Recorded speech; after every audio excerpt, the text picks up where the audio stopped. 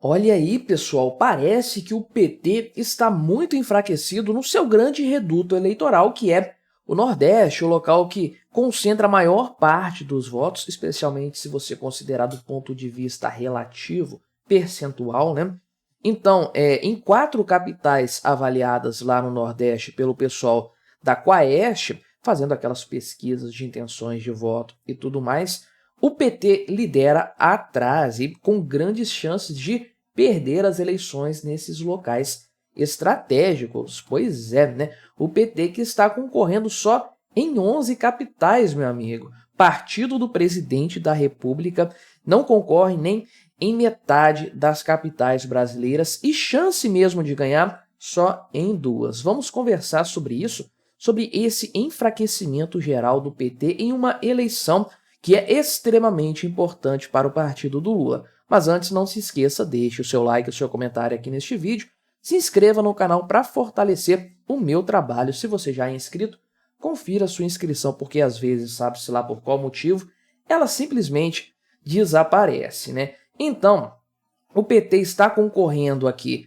de forma geral, em 11 candidaturas aqui para capitais, né?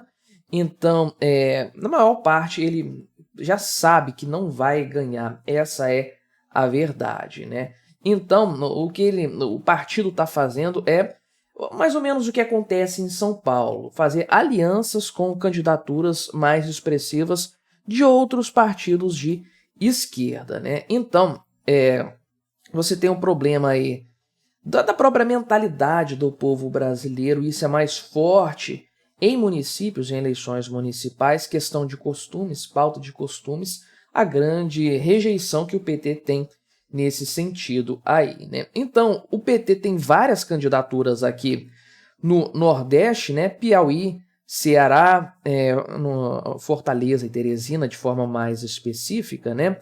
E outras capitais também aí. Porto Alegre tem aí alguma chance por conta da Maria do Rosário, né? E talvez seja a grande chance do PT de forma geral aí. E, eventualmente, aqui o pessoal coloca a possibilidade do Carlos Eduardo se eleger, né? Mas, na verdade, a coisa está um pouco difícil para ele. Por quê?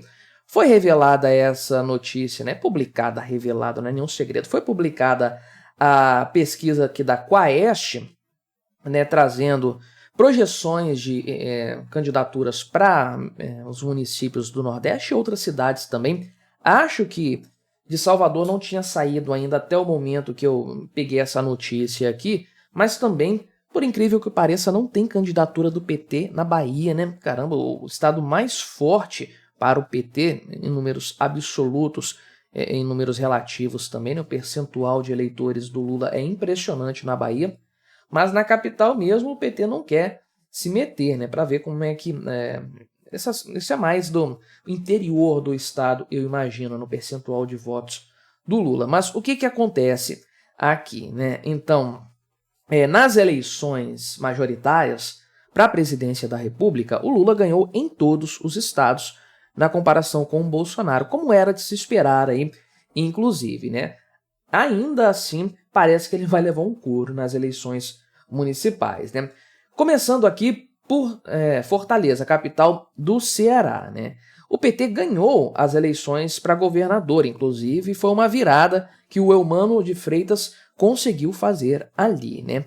Então, ali é um governo petista no Ceará, ainda assim não é suficiente para fazer o governo da capital, o governo de Fortaleza, porque o senhor Evandro Leitão, que é o candidato do PT, está em terceiro lugar com 14% das intenções de voto. Quem aparece em primeiro lugar é o capitão Wagner, ex-deputado e bolsonarista, pois é, meu amigo, né, do União Brasil, com 31%, seguido aí pelo atual prefeito José Sarto, do PDT, que é o partido do Ciro Gomes, né, com 22%. Ou seja, muito provavelmente teremos um segundo turno entre o capitão Wagner aqui, que é um candidato bolsonarista, o típico, né? Candidato bolsonarista do povão, o delegado, o capitão, sei lá, qualquer outro coronel, qualquer outra patente aí, aquele típico, né, candidato bolsonarista que a gente conhece, né? Então, ele está bem tranquilo aqui em primeiro lugar, com uma margem bacana em relação ao segundo colocado, e o candidato do PT provavelmente não vai conseguir ter tração suficiente para chegar ao segundo turno, vai ser vaporizado ainda no primeiro turno lá em Fortaleza, né? Já em Aracaju, a capital do Sergipe, as mulheres são as principais candidatas, né? Então, a petista Candice Carvalho está em terceiro lugar com 8% dos votos aí, empatada tecnicamente com outros aqui, como Iandra, do União Brasil aqui, e o Luiz Roberto também do PDT, né? Quem lidera a corrida é a Emília Correia, olha só, do PL, meu amigo. Pois é, mais uma aliada do Bolsonaro, com 26% das intenções de voto aqui, seguida pela delegada Daniele. Olha o tipo de político que o pessoal está querendo nas grandes capitais, né? Esse pessoal mais alinhado com coisas de segurança pública ou com uma pauta mais conservadora, né? Isso está evidente. E aí, essa delegada Daniele tem 19% das intenções de voto, né? Que é um caso perdido para o PT, ao que tudo indica também, né? Já em Teresina, a coisa é um pouco melhor, nem tão boa assim, mas um pouco melhor, né? Capital do Piauí, porque o Fábio Novo, que é o candidato do PT, está em segundo lugar, com 37% das intenções de voto, só que o primeiro lugar está com 46%, meu amigo, que é o Silvio Mendes, do União Brasil, já foi prefeito lá de Teresina, e com esse percentual aqui, o cara tem grandes chances de ganhar já no primeiro turno aí, independentemente desse percentual, da tração que o Fábio Novo pudesse ter, não vai ter um segundo turno para ele disputar, né? Ele vai ter que crescer muito e torcer para o Silvio Mendes não se fortalecer para conseguir um segundo turno e aí talvez ganhar nessa segunda oportunidade, né? E em Natal, no Rio Grande do Norte, Natália Bonavides, né, que é a deputada federal pelo PT, está empatada aqui tecnicamente com Paulinho Freire do União Brasil no segundo lugar, né? Ele está um pouquinho acima dela, ela tem 14%, ele tem 15%, porque quem está em primeiro lugar é o Carlos Eduardo do PSD, que é ex-prefeito de Natal, está tentando aí voltar à prefeitura, né?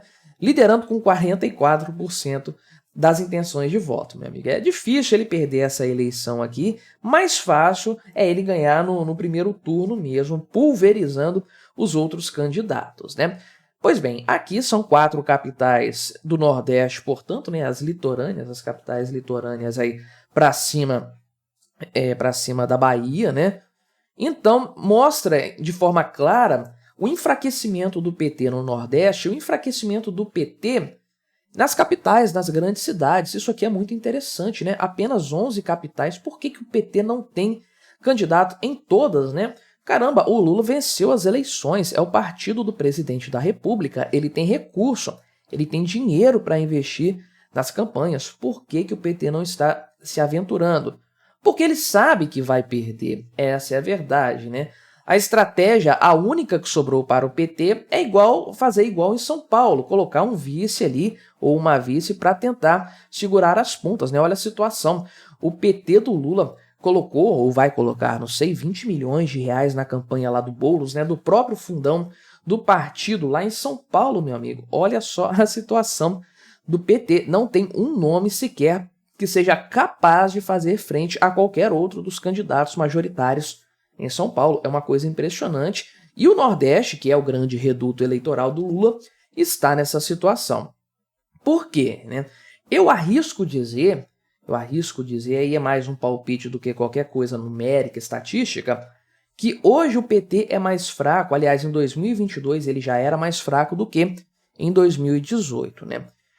Por que eu digo isso? Temos que desvincular a pessoa do Lula do PT, da esquerda, né? O Lula é uma figura política que tem anos de carreira aí nas costas, é um ex-presidente e tem um apelo popular muito grande. Não foi por outro motivo que ele foi tirado da cadeia e reabilitado para ser candidato. Era o único que conseguiria derrotar o Bolsonaro com todo aquele apoio do sistema. É claro, né? Toda aquela situação absurda que nós acompanhamos nas eleições lá atrás. Então, o Lula é uma coisa.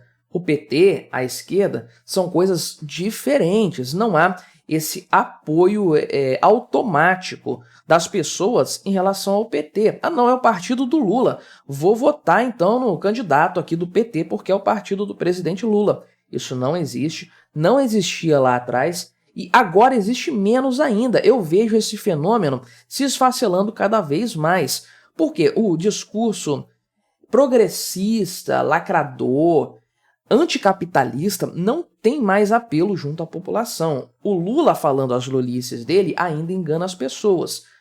O discurso da esquerda, não. Maior prova para mim disso é o quanto outros nomes com alguma atração, alguma força na esquerda estão se desvinculando do típico discurso que é padrão da esquerda mesmo. Randolfo Rodrigues condenou as eleições fraudadas, né, da Venezuela, mesmo o Lula não tendo feito isso. O cara é líder do PT no Congresso Nacional e ainda assim ele tem uma posição completamente distinta da do partido dele e do Lula também nesse ponto específico. O pessoal tá fugindo do discurso identitário, esse negócio de lacração, esse negócio de linguagem neutra e tudo mais. Por quê? Porque isso queima o filme. O pessoal tá apostando num discurso de segurança pública, pois é a esquerda apostando nesse discurso. Por quê? Porque não se posicionar favoravelmente a esse tema que é o mais importante para o brasileiro, as pesquisas mostram isso, é queimar o próprio filme do ponto de vista político. Então o que nós estamos presenciando é um enfraquecimento brutal do partido do Lula. O PT não é nada hoje, né? O que resta para o PT é o Lula e não tem nenhuma outra força política que seja capaz de fazer frente ao patamar de credibilidade política que ainda existe para o Lula, sabe-se lá por qual motivo. O povo brasileiro é meio besta, essa é a verdade, né? Imagino que as eleições deste ano aqui vão mostrar um esfacelamento ainda maior da imagem do PT, lançando ele cada vez mais no limbo político e tornando o Lula cada vez mais, consolidando ele cada vez mais como aquilo que restou para a esquerda no Brasil. Mas me diga o que você achou dessa história, colabore com o nosso debate, se inscreva no meu canal se você ainda não for inscrito e até a próxima.